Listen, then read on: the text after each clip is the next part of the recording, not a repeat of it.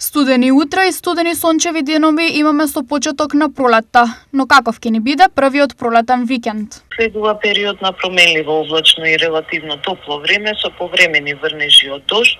Минималната температура ќе се спушти до -1 степен, а дневната до 18 степени. Кога конечно можеме да ја спакуваме зимската гардероба, односно каква недела не очекува? Од недела и во текот на следнава седмица променливо облачно, релативно топло, но ќе има и повремени врнежи од дожд, кои повремено ќе имаат и пороен карактер, проследени со засилен до силен јужен ветер. Дали ова значи дека чадорите во наредниот период треба да не бидат при рака? Да, токму тоа, чадорите треба да не бидат при рака, бидејќи во текот на денот ќе има повремени врнежи од дожд. Потенцијалните дождови за некој можеби ќе бидат проблем, но за некој се добродојдени. Дали ова е така?